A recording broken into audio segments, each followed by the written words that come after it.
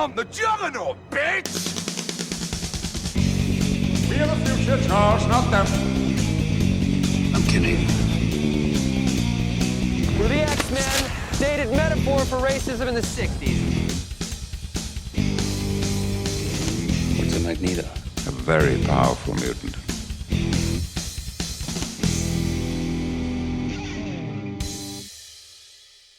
Hello everyone and welcome back to Enter the X-Verse, where we're going through every movie in the Fox Superman, god damn it. Not Superman, that was last season. Superhero, normally X-Men, but we are taking a diversion again this week because we're talking about Fantastic Four, Rise of the Silver Surfer. I am your host, I nailed this intro, I'm Kyle, I'm joined by your other hosts. Hello, I'm Nathan. I wouldn't have messed up this intro because I'm a professional. I would have just called the movie a fucking classic. Yeah. Mm-hmm. You would have called it a classic. This is a classic. I'll grant you that one. Grant me that. Thank you. This is going to be, I think, the shortest movie on our entire list with the longest title. So that's exciting. That's trivia. I was shocked. This movie is really short.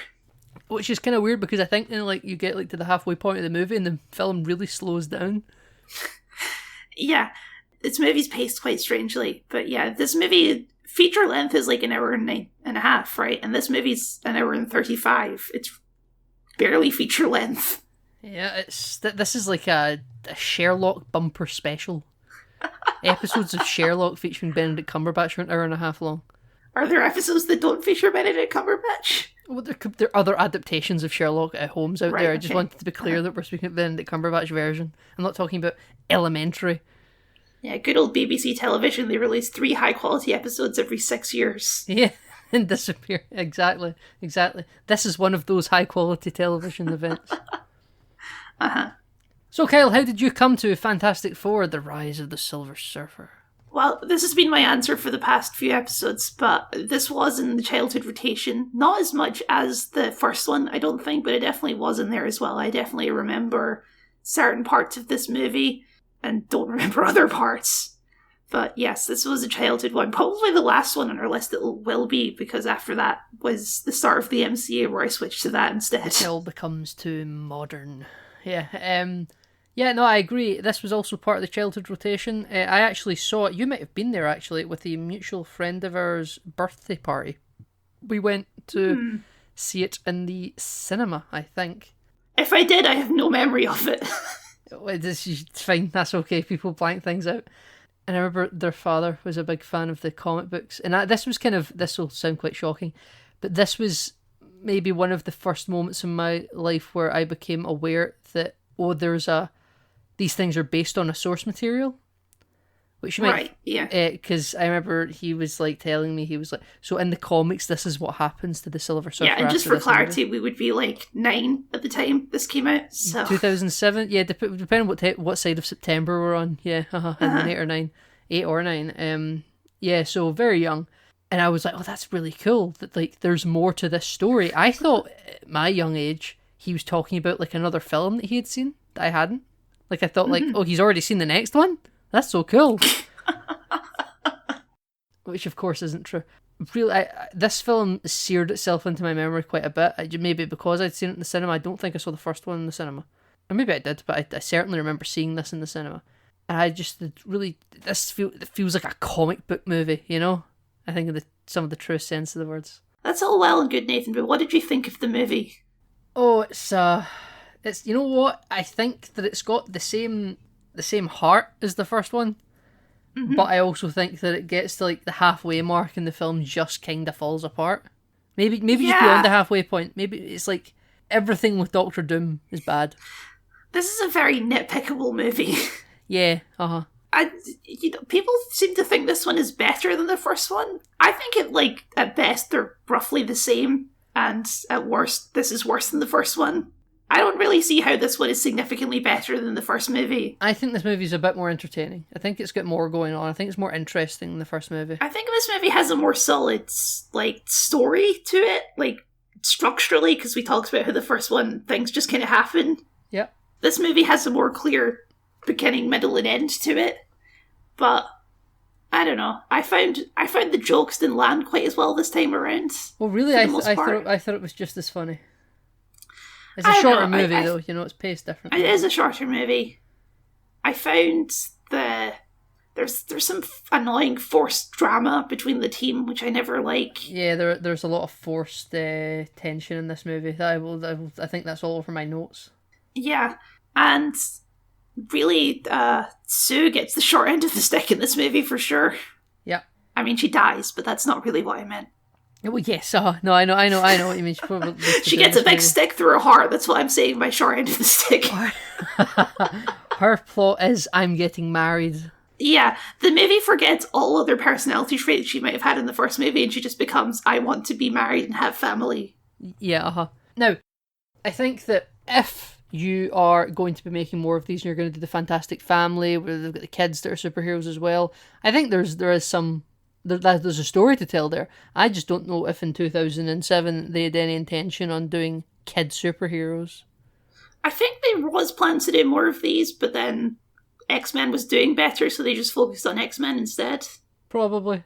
But I don't have a problem with them including marriage, as I've said before. I'm a big fan of romance, but all of the drama around the wedding feels manufactured, which is a problem. Well, we've one of the same writers returning from the first movie. We've Mark Frost. Same director as well. Same director. One of the writers didn't return. Okay.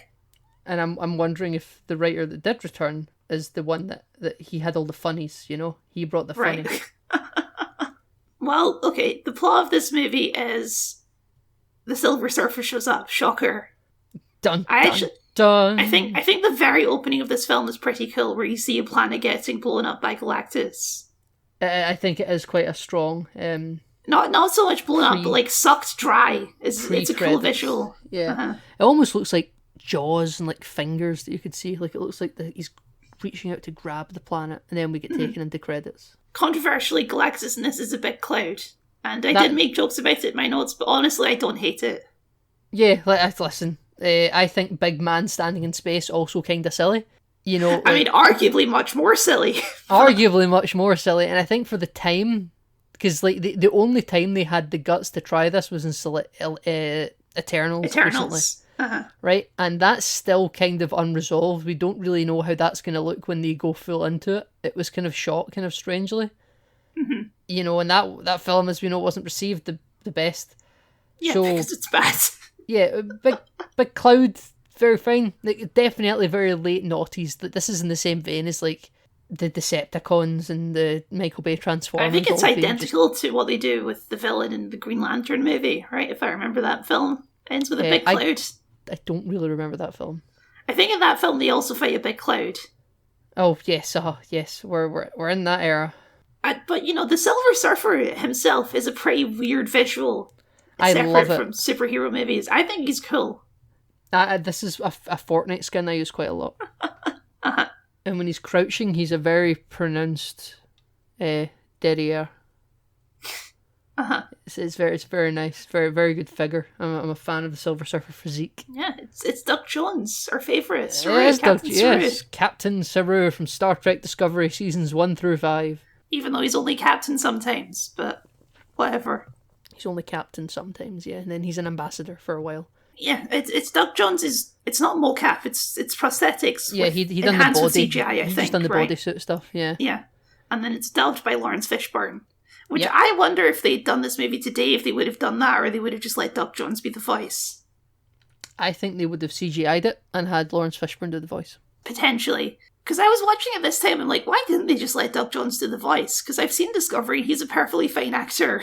I think they wanted that deep sort of, because I think even Lawrence Fishburne's voice has been altered, but they wanted that deep, otherworldly voice. I think that's what they were going for. Which I like. Doug Jones is more of a softer presence. Yeah, yeah. More of a kind of maybe reaffirming kind of fellow. They kind of want that mystery of can he be trusted. If Doug Jones speaks, you go, you're a nice man. Fair enough. You know, also there's a sense of tragedy in his voice when he talks about his wife and how Sue Storm reminds him of his wife. That's his impetus for change. You know, he's like, this planet deserves to live as well. You're my wife. Yeah. And she resonates with being called a wife because she just wants to get married. Kyle, this is cinema. It's about family, and that's what's so powerful about it. That's what's so powerful about it, yeah. Yes, well, Nathan, sure, there's this Silver Surfer man who's coming to maybe destroy the planet, but also Mr. Fantastic and Sue Storm are being married. And I think we can both agree that's equally important news. I agree with Fox News, Kyle. Climate change is no big issue. It's snowing.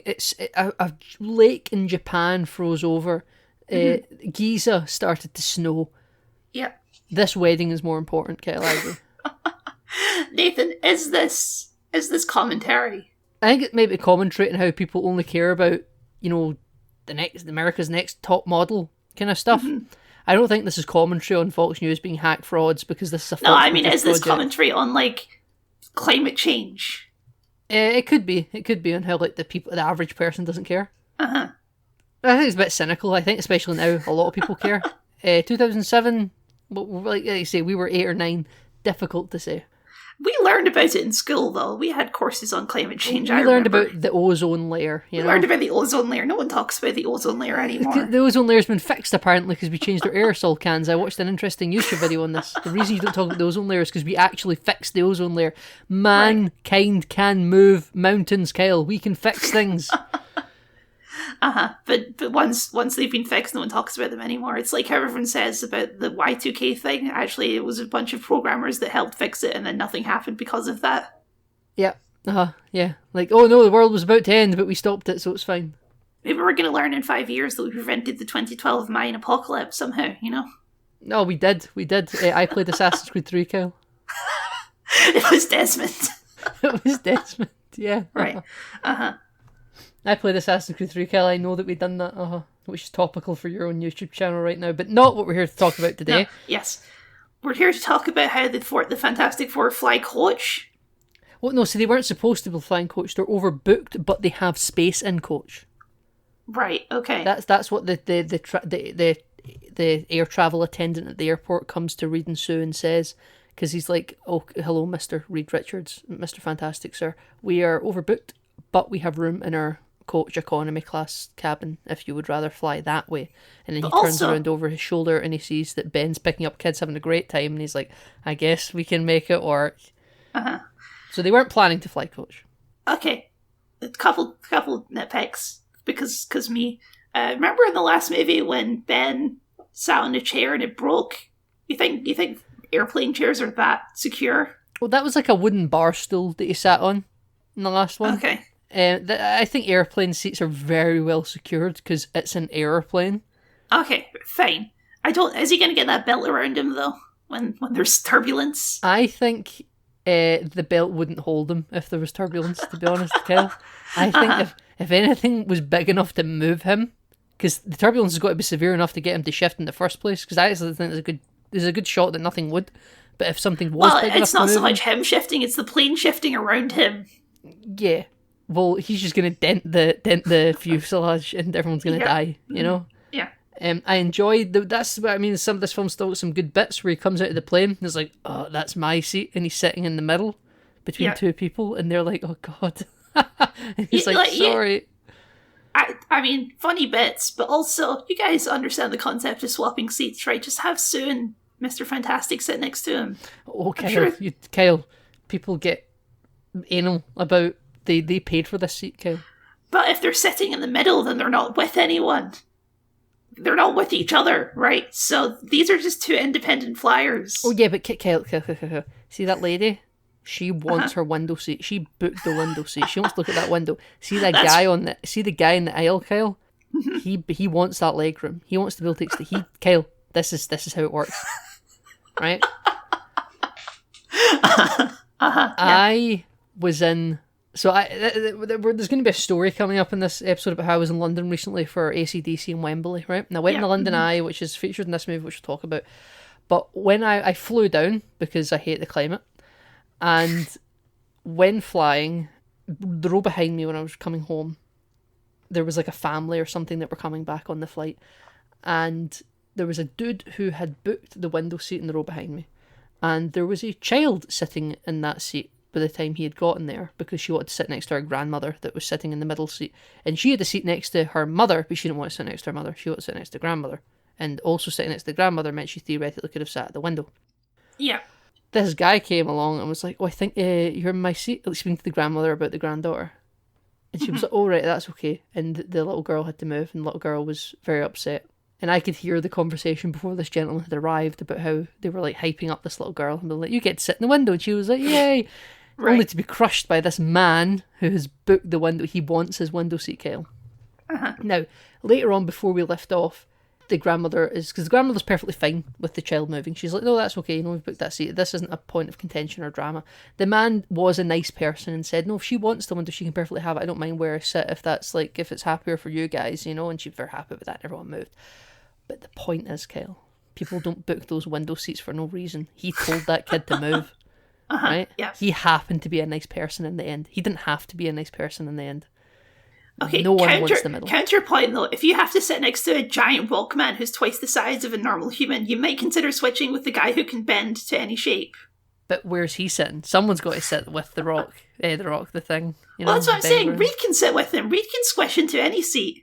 So you're telling me that one of the civilians should swap seats with Reed, not that Ben should swap seats with Reed? Yes, that's what I'm saying. Yes. Right, okay, I'm with you now. This tangent's all been for nothing. Right, okay, I suppose. So he wants to sit with his bride, Kyle. Well, Now you need to tell Sue to move, and it's like a whole family's moving. Now that's a good question. Why aren't they all sitting next to each other? But it's because they haven't booked coach seats; they're just being planted wherever. And as I've mentioned, people don't really want to move around their seats. End up sitting next to a bad person. It's all traveling's stressful, Kyle. Traveling's stress. You know about this. You've flown across the Atlantic. Here's the other question then: where are they traveling from? This is my question. This is what I agree with you on here. This is a good question. So when we don't want to talk about climate change. We want to talk about this hot new wedding, and there's some discussion between Reed and Sue in the airport about how it's happening again or when it's going to be cancelled. My assumption was, because I remember the end of the movie, is that they were flying to get married in a foreign country. Not that we're getting married in the Baxter Building, because for some reason I forgot all about that. I assumed this was them flying to the location of their wedding away from New York. Yeah, destination wedding. Yeah. Destination wedding, right? A friend of the show, Ryan, has just been the destination wedding to Cyprus. And a very common thing. Yeah, I thought they're flying for their destination wedding. No, they are flying to their destination wedding in New York City at the Baxter Building where they live. To their home, yes. Are they flying back? The reason the airport is in chaos is the airport like LAX? Were they in LA when the Silver Surfer flew over and DMP'd everything? And that's why everything's chaotic at the airport? I think it said that planes like around the world have been grounded because of this stuff. So they could be anywhere. Yeah, they could be anywhere. Where are they? I don't know. Were they all on vacation together? As a Fantastic Four group? They were at San Diego Comic-Con. Don't tell me they're flying from like JFK to, Newark. Yeah, just drive, you idiots. Yeah. Like they're just at the airport for the shits and giggles. But anyway, Johnny Storm doesn't fly coach, Kyle, does he? No. Mm-hmm. No, well, he can flies. fly, so he fair can fly. enough. So he gets out, he takes off his clothes on the runway, because apparently that's fine. Because they're still taking his luggage for him, Mm-hmm. And he looks out the window and sees Ben Grimm sitting really unhappily in his seat, and he slams the window closed and it's like, "I hope it rains." Bunny bits, Kyle. Bunny bits. This is what I'm here for. I will say too that I appreciate that we're doing this 2 weeks after doing the first one and not 2 months after doing the first one. Remember when movies used to come out and then a sequel would come out a few years later and you didn't have to wait a decade between movies? When was the last Captain America movie? 2016? Yeah, that Civil War was 2016 or maybe even 2015? No, 2016. It was 2016. Age of Ultron was 2015. Okay, yeah, that's still, 8 years ago? Yeah. Though you could argue that in these big interconnected continuities, we have seen Captain America as late as 2019 and did Captain Falcon the Winter Soldier fairly recently, You don't want to talk about that. I'm more thinking about like the distance between like Aquaman 1 and Aquaman 2. Yeah, that's pretty ridiculous. When we never really saw Aquaman in the middle, did we? Apart from a cameo in the Flash. He did a couple cameos in the Flash and Peacemaker. Yeah, they don't really count though. No, and he was in the Snyder Cut, but that movie came out twice, so that doesn't count either. That doesn't count also. So we're back in New York City, aren't we, Kyle? Mm-hmm. We're here for the big wedding. The big wedding. And it's on the roof. even though they're worried about paparazzi. We've kind of skipped a bit here, actually, Kyle. If it's my fault, the bachelor party. Because he gets... Oh, of course. How could we forget the bachelor party? This is an iconic scene. People speak about this scene today. Yes. Well, what's more confusing about this is the process of getting Reed to the bachelor party. There's this whole, like, conversation where Johnny basically guilt trips him or blackmails him into going onto this bachelor party. He's like, what do you guys think of the new Fantastic Four suits? All these brand deals can fund your research, Reed, and your weird thing that you're working on underneath this white sheet that we're never going to see. Chekhov's white sheet right here. Uh-huh.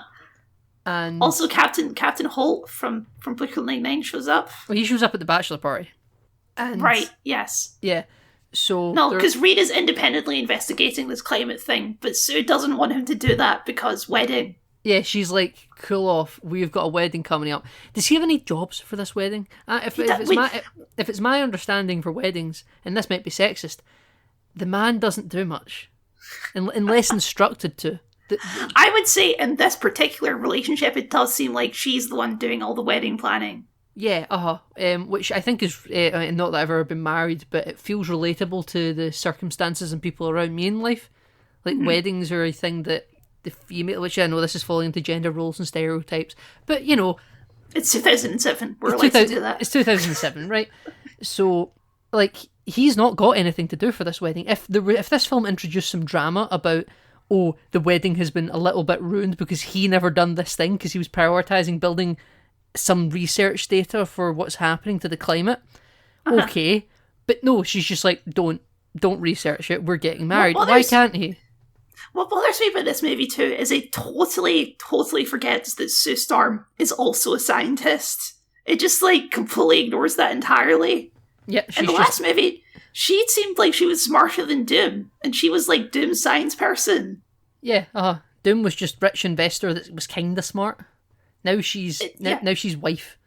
Yeah, it seems to me that the Sue of the last movie would have been equally curious about this massive climate catastrophe. I don't know. Now she's just like the secretary.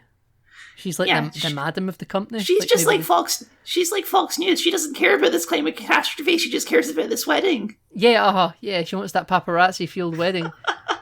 Everyone says, Johnny, your suits are awful, disgraceful, and he's like, "What's your problem with capitalism?"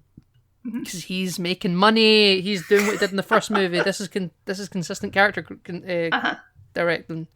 So he's like, come on, you're gonna have a bachelor party, right? We're in New York, you know, you're getting married. Let's have a party. And he's like, no, I'm not doing that. I told Sue I wouldn't. Don't know why I told Sue I wouldn't, but apparently he did. And apparently Sue's already been on a bachelorette party. So. Good for her, right? And you do these kind of parties not immediately the night before the wedding. You do them a little while out, you know? That's true, yeah. If you do it the night before, you're going to have a bad wedding. You're going to have a bad wedding. So, we are going out, Kel, going to the club. You know, we're going to a high-end club, and Ben's coming because Ben wants to party as well. And it's just the three of them because... Ben is Reed's only friend, so... Yeah, exactly. None of these people seem to have friends. Johnny doesn't even have friends. None of them do. They're codependent. They're, a three-way codependent relationship. So Sue doesn't get to go because she's the bride. And the three guys go. And, no exotic dancers, Kyle. That's the rule. Yeah. And there aren't any exotic dancers. They're just regular dancers. Yeah. They're models. They're all really, really interested in Reed Richards' brain. They really want to know. Sure, yeah. And oh my god, there's some real cringy stuff about actually nerds are the coolest types of people ever in this movie. And Ben he's like, give me the biggest picture you got with the biggest handle at the bar. And he's just sitting drinking, which, listen, I go to some bars and I like a picture. I like a cocktail picture. I'm with Ben Grimm here, right? And then he's standing next to a guy that's got the biggest hair in the world. Yeah. And he just burps right in his face for funny comedy slapstick. The hair's going everywhere with the Ben Grimm burp. See, that's the kind of bits that just never works for me. Yeah. Oh, he did a big burp. That's the slapstick stuff. That's Will Ferrell humour there. Yeah. And Johnny's, he's having a good time. Johnny kind of leaves the scene. He's barely at the party. That's a good point. I didn't think about that. We have funny bits with Ben Grimm at the bar. And we have Reed Richards dancing with the ladies and talking about the Big Bang, and he's using his powers to be like bang, expanding and all that, right? And they're like, that's so hot. and then he dances, and we get the big tall. Is his clothes infused with the Fantastic Four serum? Well, The to super be fair, he serum? did invent the machine last movie, so if he just steps into that machine wearing the clothes, I assume the clothes will just stretch, will pick up that property as well. Or he makes them out of the same material as the spacesuits. I don't know. I think he must have like a washing machine that makes all of his clothes super powered. But why doesn't Johnny do that with his clothes? Yeah, or Sue with her clothes, yeah. Yeah, exactly, right? Exactly. It's just him. He's selfish, that's why. But apparently Johnny knows how to put flame-proof branding onto his suits. And make flame-proof lingerie. I imagine that's a thing that exists in the world. Don't know why. Things that are flame retardant is like a thing. Uh-huh. So someone out there with the Fire King has made that already, is what you're saying? That's exactly what I'm saying, Kel. Yeah. Uh-huh. The army show up at the Baxter building. They ignore the guy, the doorman. What's his name? I don't know. Yeah, remember he has a name in the last one. I know he has a name, but why would I remember it? I don't know. He's got a name, you know. He's like, "Hey, how you doing, Davey?" Something like that. And then they ignore him. They go up the elevator, and they have a holographic secretary in the Reed Richards. Never comes Storm. up again. They just have a holographic secretary. That's just the thing. Yeah, that's just the thing they've got. And Sue's like, "Reed's not here right now. Can I help you though? Like, I'm Sue Storm, famous rich scientist lady, getting married. In case you didn't know." Yeah, I studied a space anomaly a few years ago. You might have heard of me. And she's like, "Yes, you can help me. You can take me to Reed Richards." Now, if she didn't know he was going to a bachelor party, how could she lead him to a nightclub that he's in? That's a great question. Maybe she has a tracker implanted on him. Apparently so. Right? You must just see. They must have found my location on their phones. The iPhone's out at this point, right? So I mean, Reed does have like a little iPhone thing. Oh, he does. And, you know what I think is quite funny? There's like, you type super fast and he's using like his elastic powers to make his thumbs go really, really speedy. That's something that humans can just do now with their superpowers. Yeah, I also don't understand how that makes him faster. I think it's so like he can reach the higher side of his phone without maybe having to adjust his holding thing, because phones are quite big now. Yeah, I guess, but he has it held vertically or horizontally, so... Yeah, it's only long ways. Yeah, you're right. You're completely right. They focus that you can type super fast with his rubber thumbs, but as someone who uses a phone every day, I don't see how that would make me any faster. I think it's speculation into the future that's just not really been correct, because people that as fast as he done that in that movie, but they didn't need rubber thumbs, you know? But they were like, oh, in the future when phones are massive and he has like elastic thumbs, he'll type really, really fast, and he's like, actually humans can type really, really fast on their touchscreens, you know?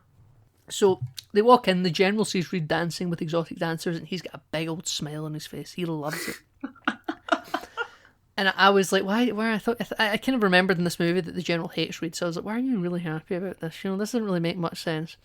And then Sue's like, yeah, that's him, unfortunately, and sees him still dancing and goes, it's unfortunate for him though, because I'm the woman. I'm, you know, he's in for it. Uh-huh. And then Ben looks over his shoulder at the bar and is like speaking to Johnny, because Johnny's reappeared, and he's like, looks like it could be clobbering time. Ha ha. You know, domestic abuse, hilarious. Ha ha, we're getting into a fight here. Yeah, and then we go talk in the kitchen, because this nightclub is a kitchen. Don't know why it's got a kitchen. We've just got a kitchen. Yeah, and General Hager is his name. That's his name, yeah. He's like, hey, there's a climate catastrophe that's maybe going to destroy the Earth. Can you maybe look into that, being the only superheroes we have on this planet? And they're like, no, we're getting married. And, you know, I think you've got bigger concerns right now. I think Sue would be understanding of trying to save the world. I don't know, man. These big boreholes are like... was this the boreholes or is this the meteors? I think it's the boreholes. Right, okay. Oh, yeah, because remember they show a picture to Ben? He's like, I would say it's a meteor, but the flight pattern's all off, you know? Oh, that's just them looking at a picture of the Silver Surfer, I think. Yeah, but they don't know it's Silver Surfer yet. Like, that's this meeting, right? That's this meeting in the kitchen of the nightclub. Now, I'm believe in your notes you had said, like, why is Ben getting input on this? Well, Ben was a pilot, you know? He was the one that was... that's what...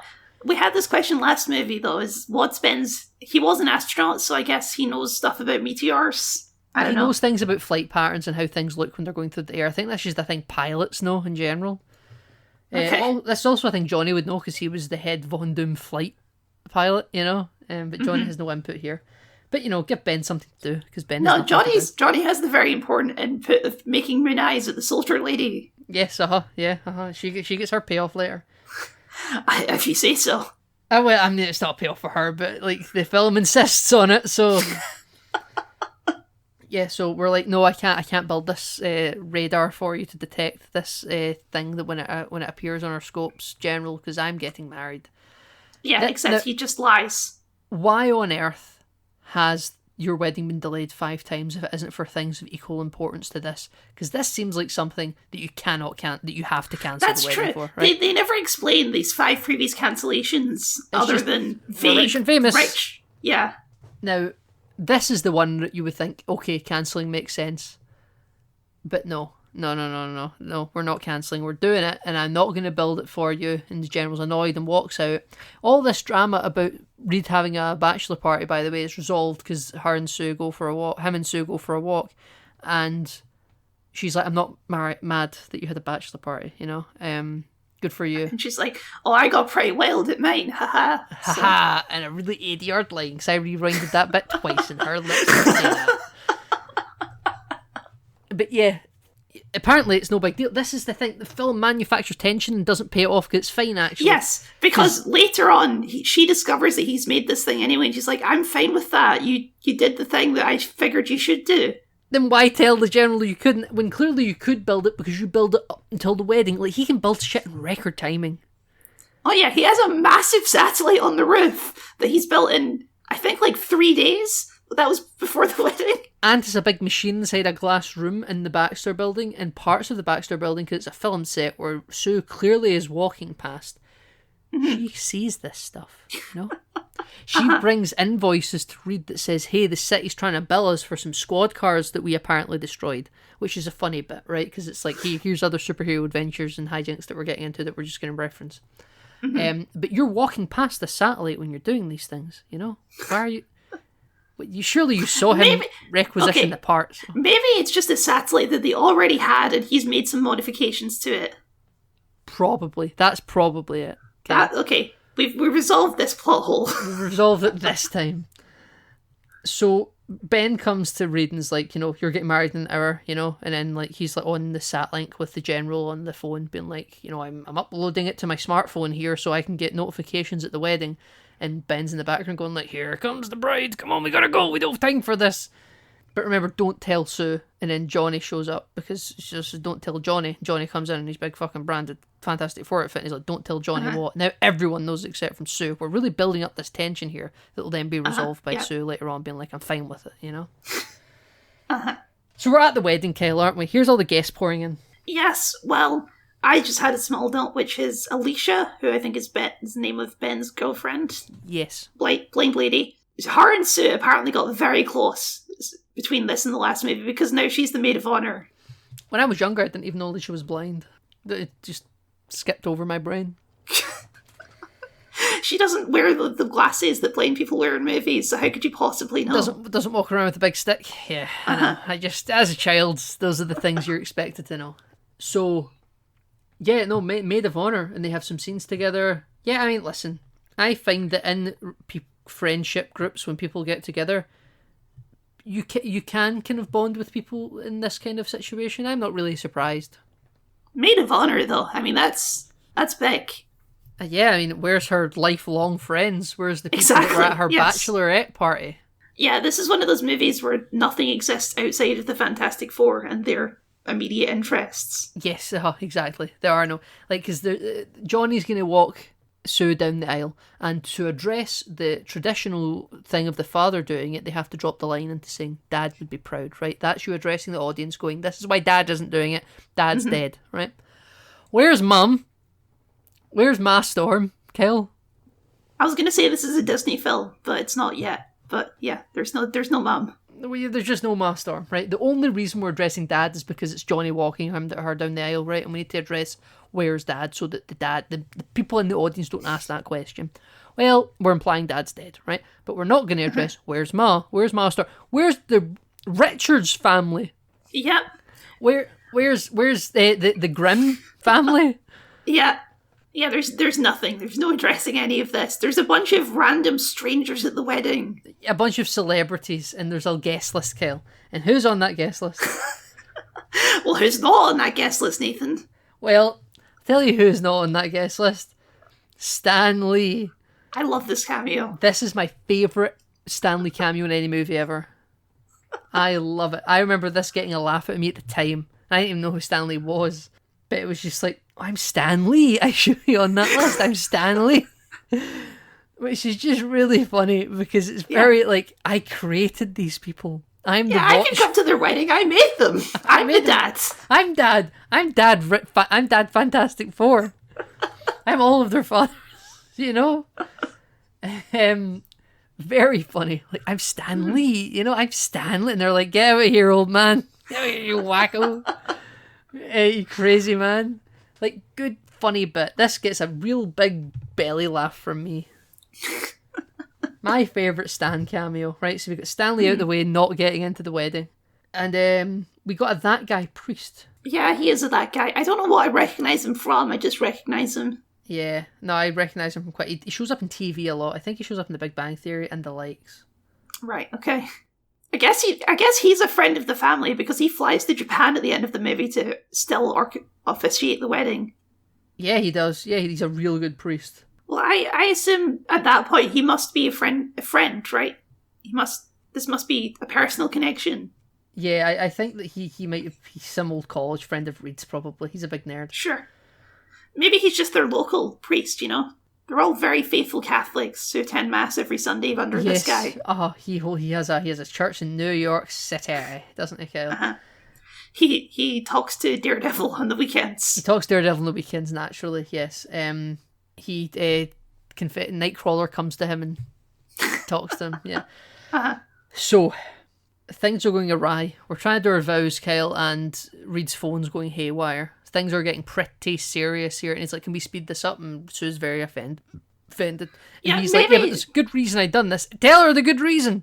Yeah, Reed has a real communication problem in this movie of just never telling Sue anything for no reason. The notification on the phone literally saying New York landfall in T-minus 10 seconds. Yeah, speeding up's not going to make a difference at this point. It's like you're just saying speeding up to get the ceremony out of the way. After you say you now kiss the bride, you still have to sign paperwork. You're not doing that in 10 seconds. Yeah, there's also like a whole party that happens afterwards. Well, I get they can maybe ding-dong ditch the party. I understand that. But if he's just saying speed this up so we can get, like, we can officially be married thing, you're going to do the... I do, you can now kiss the bride, then sign the paperwork? No, you're not. You're just going to kiss. That means nothing. And again, 10 seconds. Landfall in 10 seconds. It's over. Time to cancel the wedding and say, there's a catastrophe about to happen. Everyone take cover. A helicopter pops up. It's like some radio DJs are like, hey, Reed and Sue, congratulations. And then that helicopter's going to go crazy, Kyle. Yeah, this is why you don't have a wedding on the roof when you're a celebrity. You do it in the middle of nowhere where no one can find you. Yeah, if you want a private wedding. Ranch somewhere. Yeah, no, but we're doing it in the Baxter Building, Kale, because we all like the Baxter Building. It's clearly not the same Baxter Building from the previous movie. It's totally different. They didn't have this outdoor garden in the Baxter Building in the previous movie. Because they can't do anything outside of their comfort zone, so they're just going to marry in the same place that they work every day. Yep. Abso-freaking-lutely. So Reed's like, go after that thing, Johnny. And Johnny says, I'm wearing a Dolce suit. What are you talking about? I don't want to ruin my suit. And Reed's like, you gotta do it, buddy. So we do our flame on, Kale, don't we? And this is one of the coolest parts of the movie here, where the Human Torch chases the Silver Surfer through New York, and he flies right through the Empire State Building, and he just sort of like dematerializes through it, and it like ripples like water. Yes. And then he pops out. He has some kind of reality bending power. Yeah, and he pops out the other side, and Johnny's like, that is cool, which is exactly what the audience is thinking when that happens. So we get this cool slow-mo shot. Right, well, I'm in the same boat as Johnny Storm here. That's cool. So we're chasing him around the planet. We're doing a globe-trotting adventure here, Kyle. Yeah, I don't know how long the chase is supposed to take, but they cut from leaving New York City to the Lincoln Memorial in Washington, D.C. in like one cut. And that's... You can't just do that. I bet Johnny Storm and the Silver Surfer are moving pretty fast. Okay, sure. Even flying at the speed of a commercial jet, that would take at least an hour and a half to 2 hours. They're flying supersonic. They're flying they're igniting the atmosphere, Cal. He's burning supernova. Yeah. So he's going faster because there's more fire. I feel like we need to speed this up a bit because otherwise we're going to go longer than the fucking movie. Okay, so we end up at the edge of the atmosphere and Johnny gets choked out by the Silver Surfer. Well, this sparks the whole, like, kind of subplot, I guess, of the movie, which is Johnny keeps switching powers with people. Yeah, but I kind of like the idea that, like, because he's already feeling pretty alienated by the team, you know, because they're going to break up the team. Oh, sure. If anyone has a character arc in this movie, it is Johnny Storm. Yeah, exactly, right? So I'm kind of fine with him feeling pretty alienated by the team because they were like, you're a risk, we can't touch you. And he's like, but you already all hate me. Mm-hmm. I'm all on board with this, you know? The Silver Surfer can go through his surfboard, by the way, Kyle. You notice that? I did notice that, yeah. He can, like, look behind him, not by turning his neck like a normal person, but by just going... he phases through it, yeah. Yeah, very cool. I'm a big fan of this entire look and this vibe. I'm just such a fan.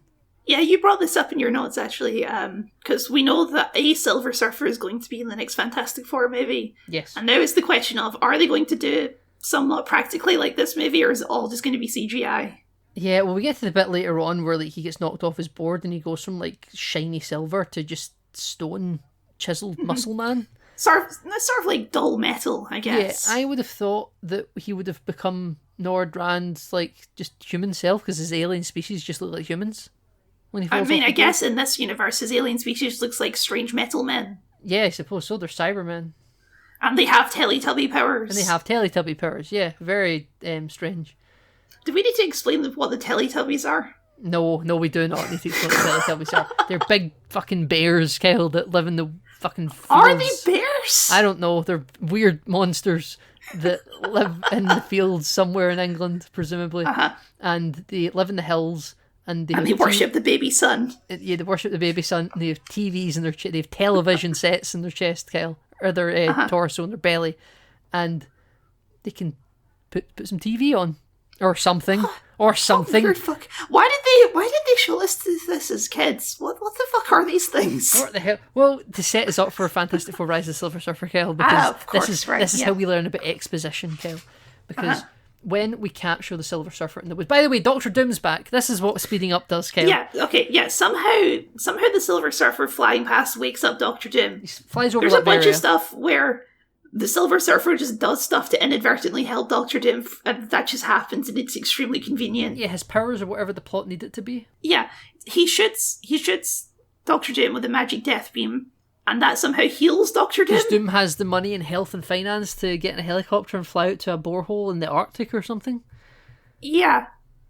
And yeah, so he's like, "Hello, Silver Man, you're pretty impressive. I think we could work together." And he's like, and then like the Silver Surfer just ignores him, and then Doom lightning bolts him because apparently still gets powers. He looks very Palpatine in the Rise of Skywalker. Yes. He's got a messed up face, and he's wearing a big cloak. Wearing a big cloak, and he's got bone fingers and stuff.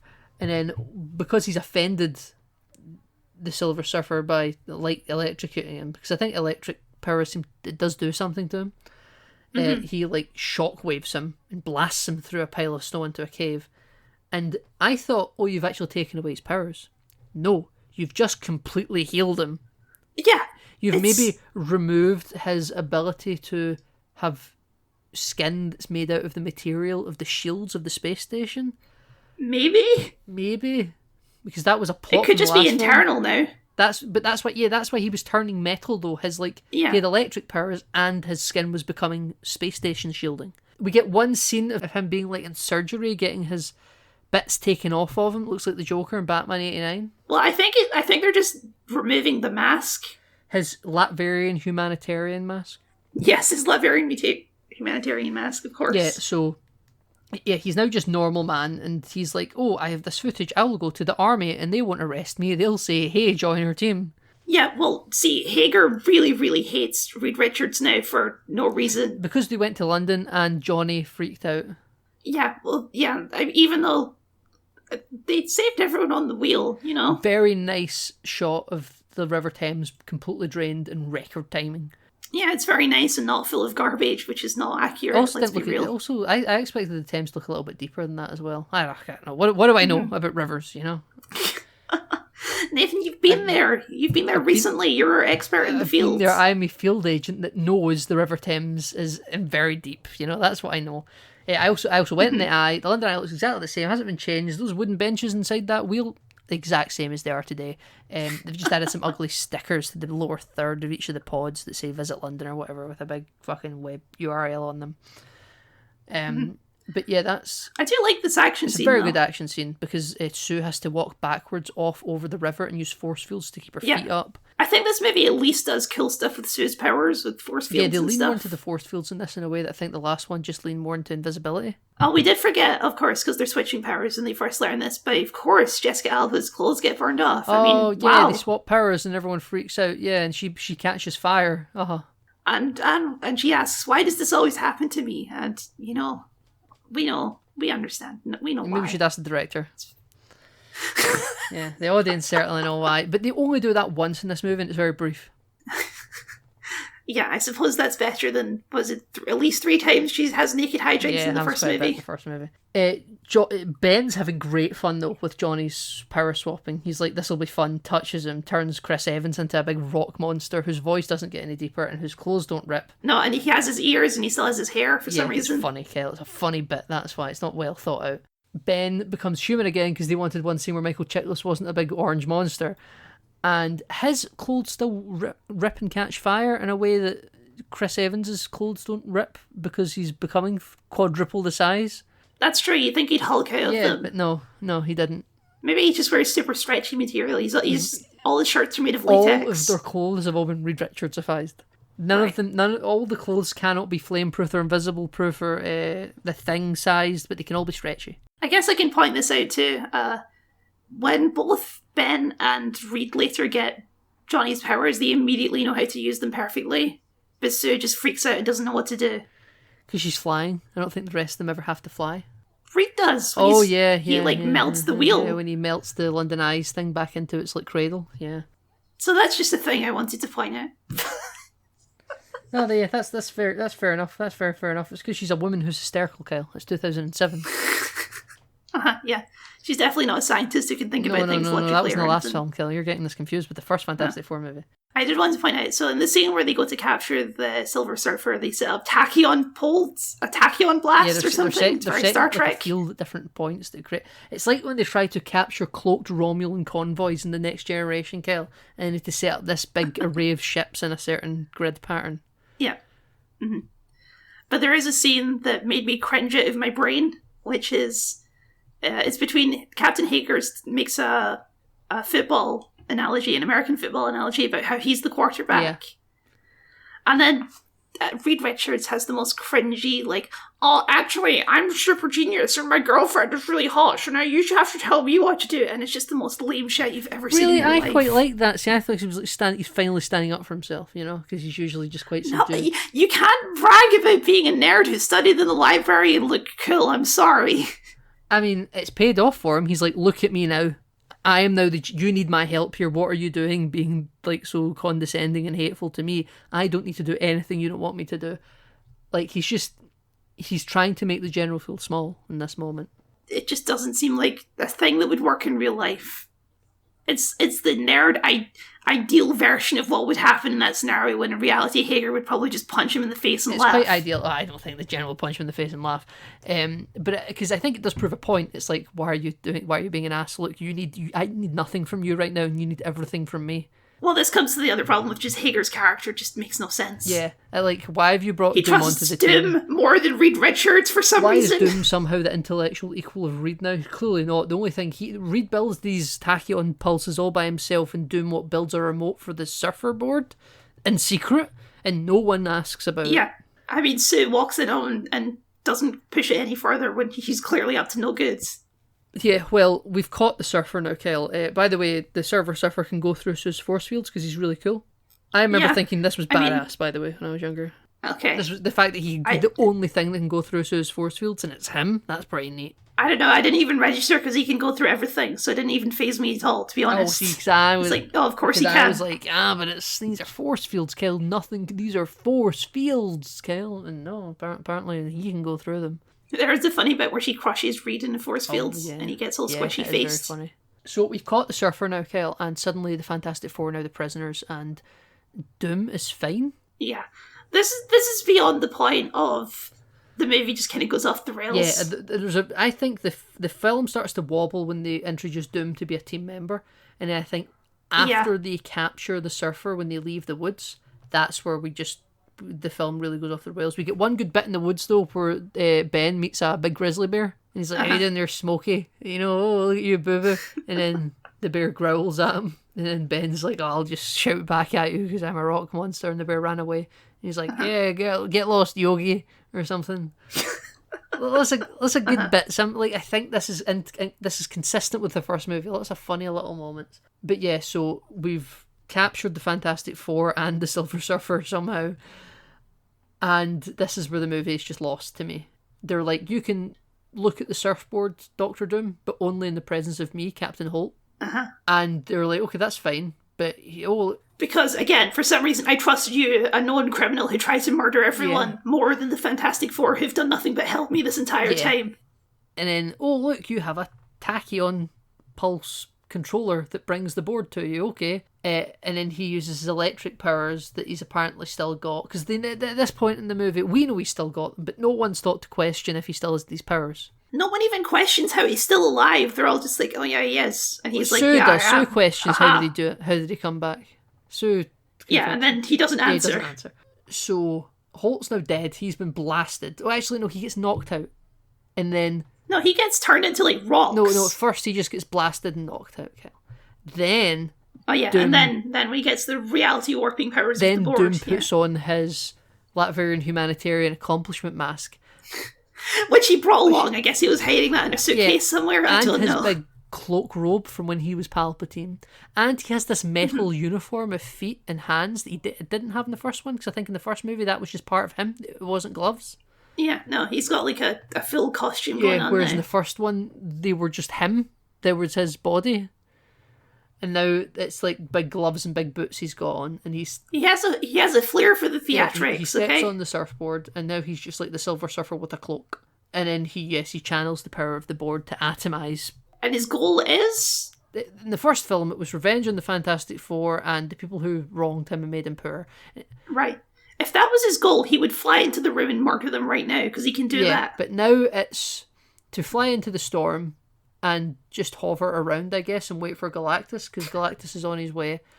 And what, is he going to now be the herald of Galactus and fly to other planets, or does he think he's going to fight Galactus? Now, for what it's worth, he would probably win that fight with Galactus, because the Silver Surfer is more powerful. Because the Silver Surfer wins pretty easily. He just knocks himself out, I guess. Yeah, and he doesn't have lightning powers like Doom does. Yes, so he probably would have won. Now he could just be, dictator of planet Earth or something? I guess that's his goal. We think, we surmise. This is the thing with Doom. All the stuff with Doom is just equally fake drama. It's to add a third act villain that he can punch. Yeah, it absolutely is. So we are now in a position where, and by the way, if he were to defeat Galactus and become just Earth dictator, the Fantastic Four would still beat him in the fight, because they beat him very easily. Yes. Well, I guess defeating Galactus somehow fixed Johnny's powers so they couldn't do the power switching anymore. Yeah, apparently. Because I think there's so much of the last half of this movie is just, and then that happened because reasons. Yeah, because of reasons. So the Fantastic car shows up, Kel, and it's a Dodger. It's a Dodge. Why is it a Dodge? Because that was the thing. Like they kind of wink and nod at the fact that it's a Dodge. Like, oh, we need our brand sponsorship and stuff. Because Johnny appreciates that, because Johnny's all about these brand deals the whole film, right? And I don't know why. Now again, it's a sports car, Kel. But it's also a flying sports car. You're going to get altitude sickness here. You're going to pass out. Like, Johnny even struggles to ignite his flames flowing from space. You're going to pass out at these heights. Yeah, and you're also going at, like, G-force speeds. Yeah, I know. Your face is going to get blasted off your body. They have a slight glass windshield at the front, Kyle. They're fine. Right. Okay, sure. That'll fix it. So we're flying through these mountains somewhere in northern Japan or something. They're like, we've got to split up, So... Sue, with no previous flight experience, is expected to fly this car. So is Ben. I know he's a pilot, but he's not trained in this specific simulator. But everyone's able to fly it perfectly fine. Yeah, somehow none of them knew that he was working on this, even though it's very big and in their lab where they all live and work. But Kel, it's Chekhov's white like, Sure, but I'm just saying, in real life, this isn't a project you'd keep secret. You'd be like, hey guys, you'd come up to Reed and go, hey Reed, how's that car you're working on going? right. It's for us, Kyle. It's With for us, this the audience. sponsored by Dodge. That we all got the letters about the Dodge sponsorship. Yeah, I know you're getting the invoices with the squad cars, but not the probably released an article in Variety about this crossover brand integration. Uh-huh. So yeah, we get in its clobbering time moment where Ben flies right past Victor and knocks him off the board or something with his fists. Just We have the best line from Dim in this video. He goes, let's all go for a let's all spin, go and for then a creates a big spin. vortex. Yes, I love it, Kyle. I love it. We crash in somewhere in China or Japan. I think it's Tokyo. I think they're supposed to be in it's Tokyo. Okay. And we've got the Silver Surfer with us, but he's kind of just unconscious. He's just a stone man sitting in the passenger seat with Sue. Mm-hmm. And we were like, oh, Sue's been stabbed because Victor can throw metal spears because he's got the board or something. It's like the big Yep. metal spears Mando has, the Yes. Mandalorian steel. The Beskar Beskar steel, yeah. spear. He's throwing Beskar spears at Sue, and they pass through the force field, stab her, she's going to die. But then we're like, okay, let's, all put our hands together, and we're going to transfer all these powers to Johnny Storm. And And for some reason that works now. for some reason that works, and it doesn't transfer back the way he's now just Rogue from the X-Men in this moment. Yeah. Every single previous time it's switched powers, but this time that he gets all the powers because they all held hands Because together. they held hands together, the powers don't know who to distribute to. Yes, they're all going one way, exactly. And I had a question about this too, which is Doom got his powers the same way they did, so surely when he touches Doom, he would get Doom's powers. Yep. But No, no. it's because he's just punching him, Kelly's not touching him. It's different. Right. Different.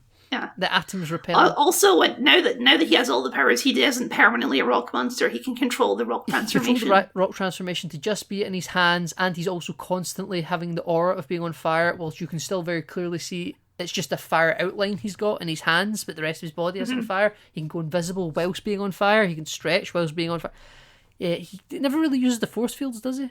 No, he kind of phases invisible at some point for no particular reason. So that but he can yeah. sneak up on Doom and go, it's clobbering time. Yeah, he doesn't use the force fields though, I don't think. And also because Ben wants to be involved, he uses his powers of the last movie of being able to climb super fast up a crane and hits Doom with a crane, which is maybe the most infeasible part of this entire fight scene. The positioning required to hit someone with a crane is insane. It's a funny bit where you're saying that he has the powers to climb skyscrapers super fast from the first movie, because it's true. He climbs it even faster in this movie, I think. He's just up at the top of a crane. He didn't need to get the keys. Pilots can operate cranes. That's what I'm learning. And he just swings it around, and he swings it around at the right positioning and speed to knock Doom off the board into the ocean or something. And that's the last we That's see of not him. he just falls into the water. He's just drowned now. He's dead. For a third movie, he'd pull himself out of the water, breathing. Oh, 110%, Yeah, exactly, yes. right. He's like Ian Hawke from the Alvin and the Chipmunks movie. I mean, I assume that's a very clever reference. He's just like the asshole villain from the first one that then just always shows up in the next movies, even though he really shouldn't be in them anymore. Right, okay. And yeah, so the board comes back to the ground. Norrin Rad, is that his name? Yeah, it's Norrin Rad, He yes. steps back on the board and he uses his powers the same way Smilo Ren uses his powers in The Acolyte to sort of hold his hand near the face of the person that's dying, and he's like giving up his shiny silver look to be kind of like chip paint again.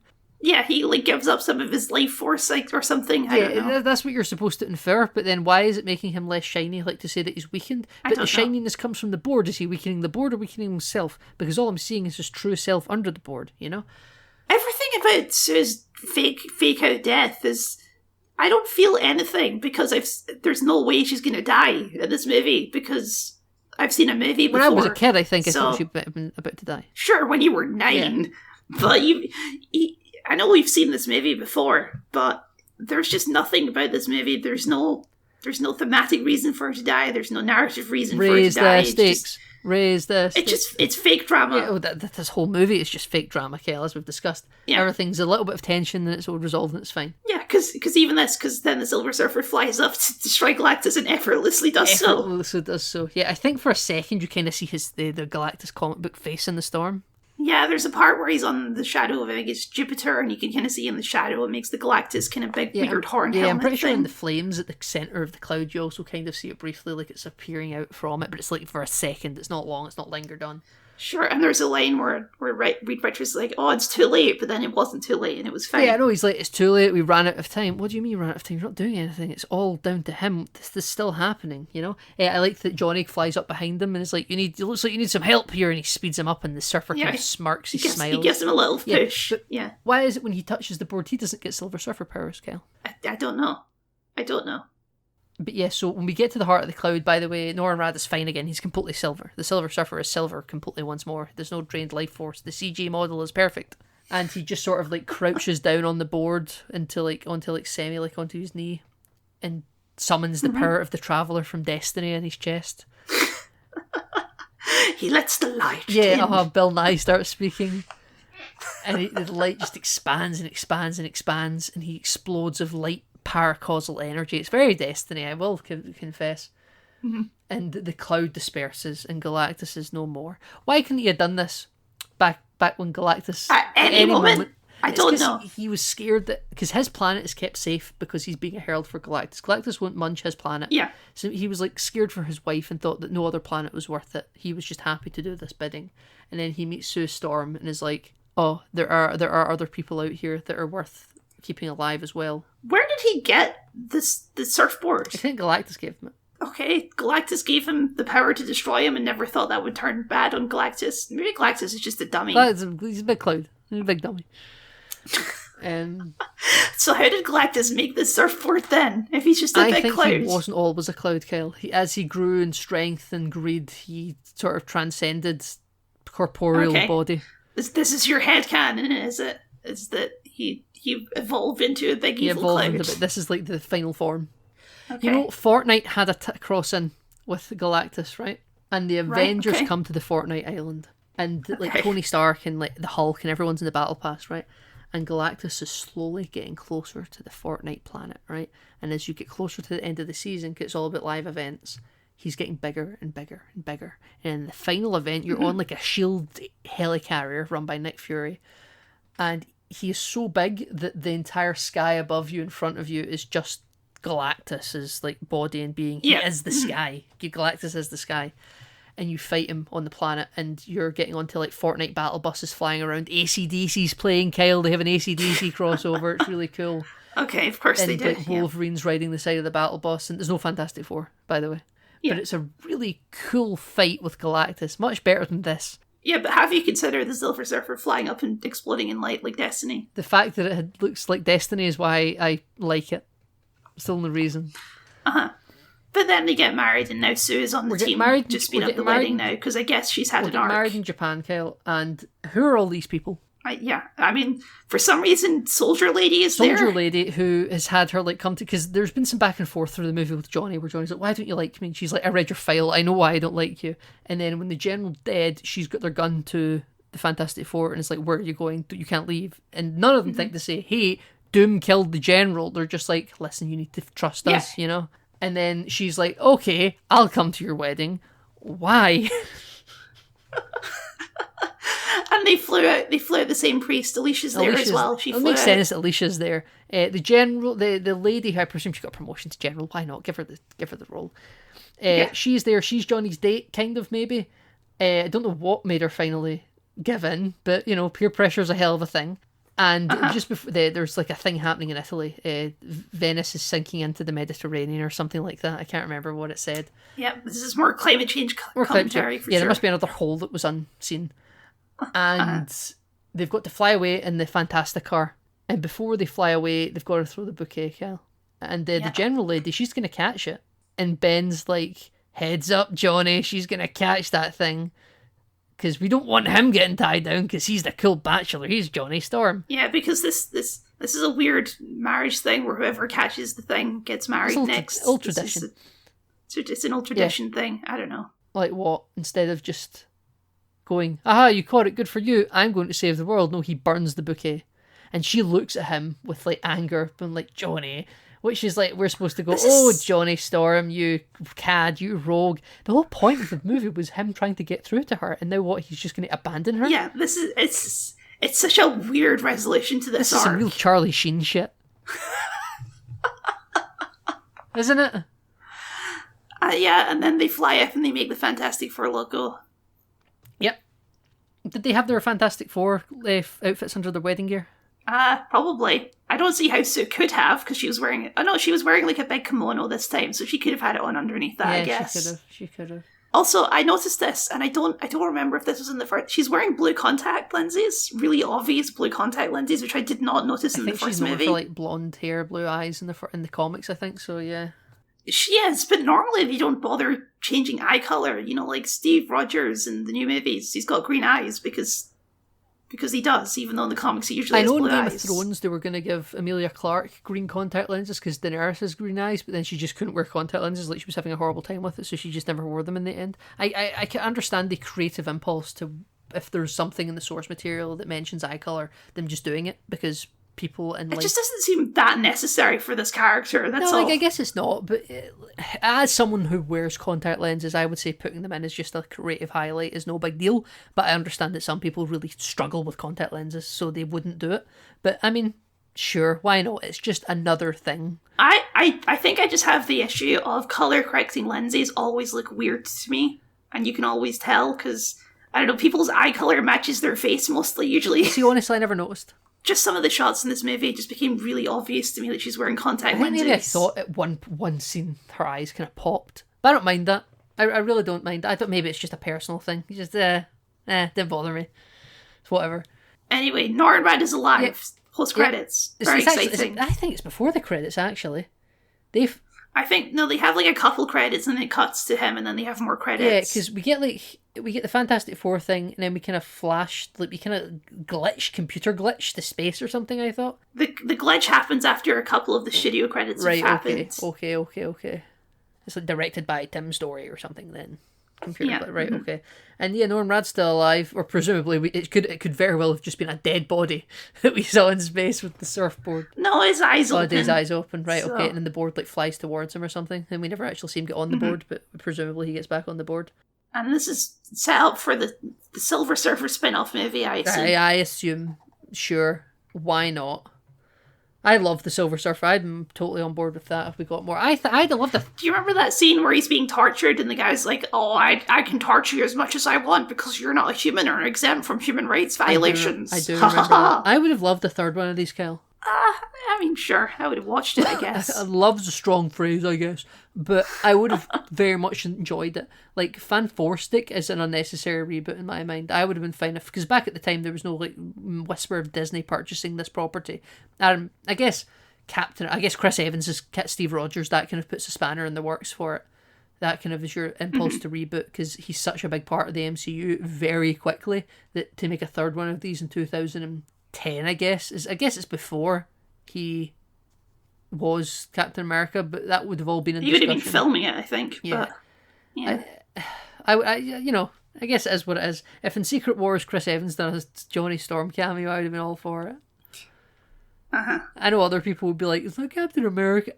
I'm fine with it. I'm on board with it.